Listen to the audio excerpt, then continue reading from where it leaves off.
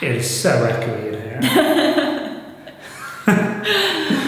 Hey guys, and welcome back to Series 2, Episode 7 of the House Renovations. And as you're about to see in today's video, things are really starting to happen in the kitchen, which is right there, and things are starting to look very, very cool. But we want your help in this video. As you're about to see, Holly explain something. So we want you guys to comment down below. God, I can't get this echo. Hello! But more importantly than that, if you are watching this on the day it's released, Saturday the 20th of March, it's James's birthday! It's totally my birthday today! Whoop, whoop. So our present, a joint present, to you, birthday present to you, is this video. Enjoy!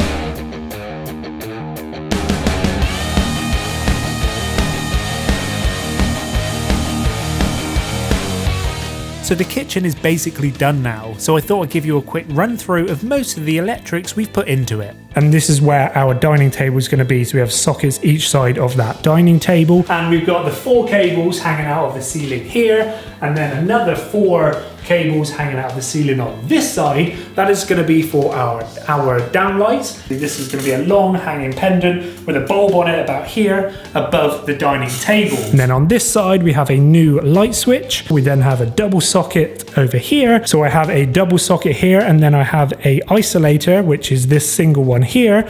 Now that cable runs all the way up and goes up to here, and this is going to be the extractor fan. And then over on this side again, we've boarded this out, so this has been studded off the wall, so all of the cables and electrics are behind. So up here we have the socket, which is going to be for the fridge, because we're going to have a nice big tall fridge in this alcove here. These cables here, this is going to be for our under cabinet lighting. So when we have this as an actual kitchen, we're going to have lighting running underneath all of the cabinets, so that is that there. And then the cable which comes out here, this grey one, ignore the white one, the grey one is going to be for our like the kickboard or whatever you call it, the very bottom of the cupboard. So we're going to cut into that cable down there and be able to have lights running all the way underneath. A couple of double sockets, because this would be where our coffee station is going to go, so coffee machine and kettle and everything. And then we have this big 6mm cable, and this is the new big power cables for our cooker and our oven. So that's going to be the isolators right there. Now those cables, they're drilled through this wall here and they come out into here. So when I finally get around to bricking and blocking this whole bit up here, those cables will be basically placed in the brickwork each side. And now that leads me on to this section here, which, yes, it looks quite messy having all these cables out of the wall at the moment. These are for the kitchen, so this is going to be like the under cabinet lights, the pendant lights and the downlighters and stuff going to be controlled onto this one. All of these cables is for the lighting of our extension, so we can do our extension lighting here. And then this one, this is going to be for our electric underfloor heating, which will be from the extension and running through into the kitchen as well. Now I have chased in this black kind of hollow tube. Now that basically means that when I get all of this plastered up tomorrow, that these red cables here can be used as a draw cable. So when we get our electric underfloor heating, I can tie it onto this cable and then drag it up through and then out to the thermostat. So all of that has just basically been put in for preparation of our electric underfloor heating. And hopefully after that quick run through, you guys can understand all of the electrics we've put into the kitchen. And now it's time to plaster it.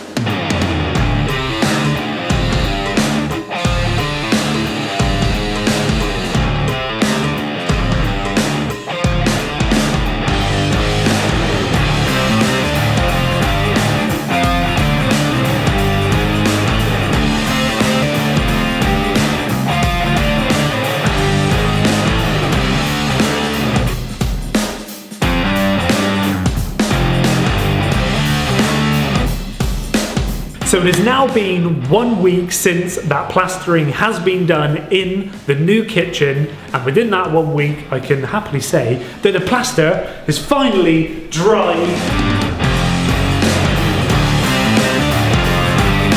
Everything's just looking so much better, Holly. It looks so good. The walls are just flat and smooth and straight and level. Well, they better be. They better be. There's no pressure. But basically, everything is going to be so much easier now to put our wall cabinets, because this is going to have high level shelves here. Along here, this is where the sink's going to be, the dishwasher. You've obviously seen us put all of that new wiring in. The ceiling actually looks like ceiling. It's not falling down. It's not falling down and collapsing like previously.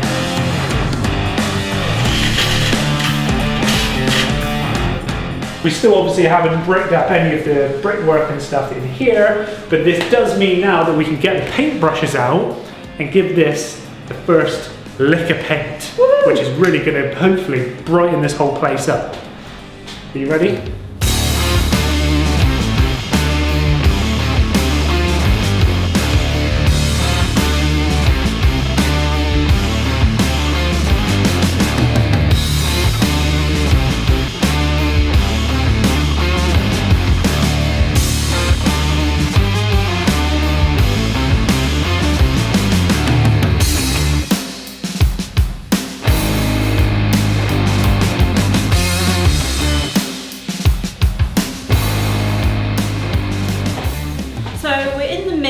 Painting our kitchen, however I can't quite explain how boring it is painting white walls white. So we're going to have a little interlude. We are trying to decide our kitchen worktops. We have decided on wood. We know we're definitely having wood. As much as I'd love a marble worktop, it is out of our price range. So we thought we would want a pale worktop, but now thinking about how chaotic I am in the kitchen, I'm not sure it's a good idea. So these are the samples, kind of against a whitish wall. And we'd like you to comment down below which one you think is the best, because we're quite stuck. Well, they're solid wood, they're not like a veneer or anything, they are solid wood.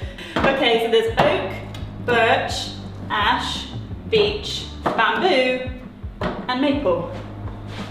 All solid wood, all beautiful in their own way. And that's why it's so hard to choose. You see, the thing is, when we first got these samples, we thought we knew what we wanted. Yeah. But now they're here, we're kind of thinking work-wise, use-wise, longevity and stuff might be slightly difficult of what we wanted, but we're not going to give away which one we were going to go for, because we want you guys to basically vote for it. We don't want to influence your votes too much. So in the comment section down below, so which one do you prefer? And I've got to admit, on camera, they all look pretty similar, but they're quite different in real life.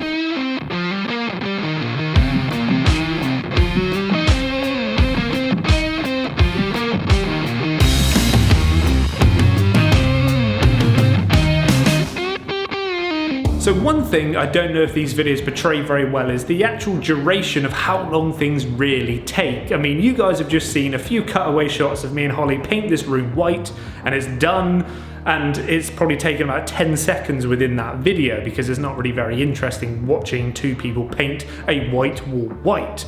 But it's actually taken us about 4 days to actually paint this whole room. We've probably painted this room about 5 times now. So that's one thing we have to, or you guys have to realize within these videos, that a few cutaways could actually take us a very, very long time. And that's one reason why we can't just keep releasing and uploading videos very regularly, because sometimes things take almost a week to do, and it wouldn't be very interesting to have a whole video about painting a white wall white. But anyway, enough of all that. My next challenge, my next plan of attack is to basically get this drill with this cutter and cut all of the downlighter, spotlight, downlight holes into the ceiling, because I've got an electrician coming later to actually put all of the downlighter lights in, which would be very nice, because at the moment, hold on, so this bulb up here, this is the old light, which we're not obviously keeping into here, but this bulb decided to pop last night and doesn't work anymore. So it's quite a good time that the electrician is coming today to put the lights in, and hopefully we'll actually have some light in here.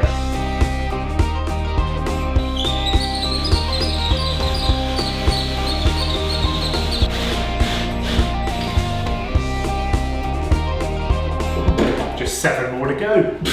But at least the cable's there. I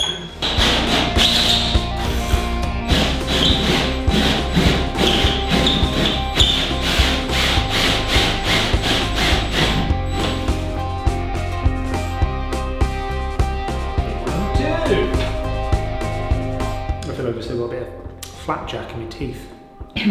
Anyway, as quick as that, the electrician has now come and gone. He was here yesterday, this is the next day now. As you can see, we now have 8 downlights in the ceiling. We do. Only 6 of them are working.